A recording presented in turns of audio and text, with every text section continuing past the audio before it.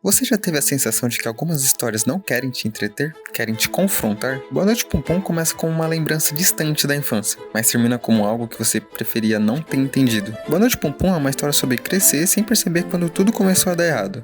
Aqui a gente vai passar por uma infância silenciosa, por escolhas pequenas que parecem inofensivas e por um ponto em que não existe mais volta, apenas consequências. Não é uma análise sobre o mangá, é um olhar sobre o que acontece quando ninguém ensina como lidar com a própria mente. Se você continuar até o final, talvez entenda por que essa obra não termina quando acaba. Boa Noite Pum Pum começa de um jeito quase enganoso. A gente conhece Pum Pum ainda criança. Ele vai à escola, tem amigos, sonhos simples e aquela ideia vaga de que o futuro vai ser melhor. Nada aqui parece extraordinário e isso é o que torna tudo mais desconfortável. Pum Pum não sofre um grande trauma imediato. Não existe um evento único que explique tudo depois. O que existe é algo mais comum e mais perigoso. O silêncio.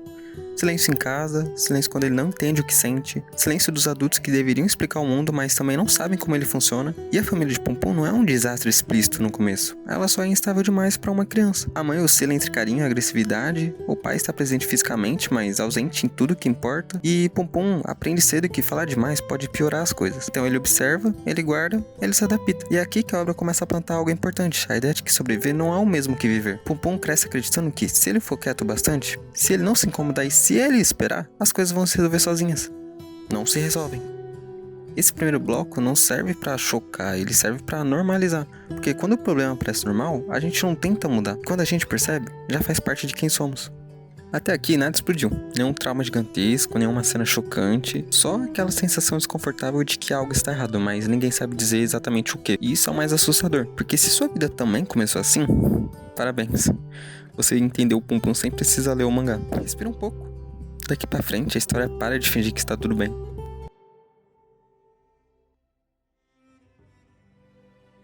Com o tempo, o Pum Pum cresce. E crescer aqui não significa entender melhor o mundo, significa aprender a esconder melhor o que sente. Na adolescência, o silêncio deixa de ser proteção e começa a virar hábito. Pum Pum descobre o desejo, a frustração e a comparação. Ele olha ao redor e percebe que todo mundo parece saber para onde está indo. Ele não. Então ele se apega a uma ideia. Aiko.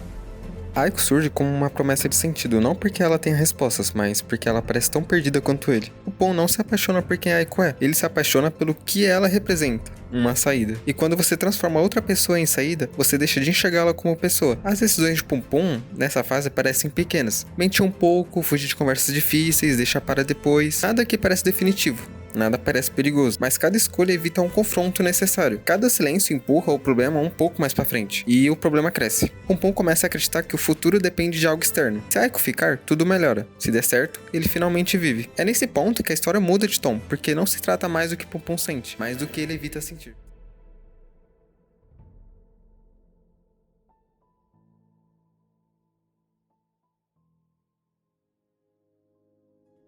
Em algum momento, Pum Pum vira adulto. Não porque ele está pronto, mas porque o tempo decidiu por ele. A vida adulta não chega com respostas, ela chega com cobranças. Pum Pum trabalha, convive, sorri quando precisa. Por fora, tudo parece funcionar. Por dentro, nada se sustenta. As escolhas adiadas agora cobram juros. E o silêncio, que antes protegia, agora isola. É aqui que o Deus interno começa a falar mais alto. Não como guia, mas como justificativa. Essa voz não manda Pum Pum fazer o certo. Ela manda Pum Pum fazer o que dói menos no momento. Quando ele machuca alguém, a voz chama de necessidade. Quando foge, chama de destino.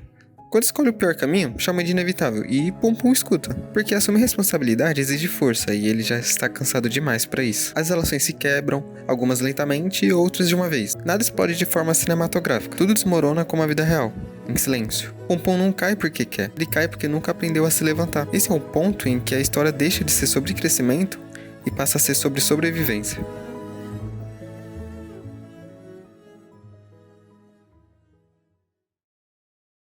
Depois da queda não vem aprendizado, vem cansaço. Pum Pum não está mais tentando ser feliz, ele só tenta não piorar. Os sonhos que um dia pareciam grandes agora soam distantes, quase infantis. Não porque eram impossíveis, mas porque foram abandonados cedo demais. As pessoas ao redor seguem em frente, algumas conseguem se reconstruir, outras fingem melhor. Pum Pum observa tudo como quem assiste a própria vida em terceira pessoa, sem reagir, sem interferir. O Deus interno já não grita, ele sussurra, e isso é pior, porque agora não há conflito, só aceitação. Aceitação de que certas coisas não voltam, de que algumas versões de si mesmo morreram no caminho, e de que crescer às vezes significa apenas continuar respirando. Boa Noite Pum Pum não entrega redenção, entrega reconhecimento. A ideia cruel de que nem toda dor ensina, algumas só ficam. E talvez seja isso que torna essa história tão difícil de largar. Ela não procura que tudo vai ficar bem, ela só diz: Isso também é viver.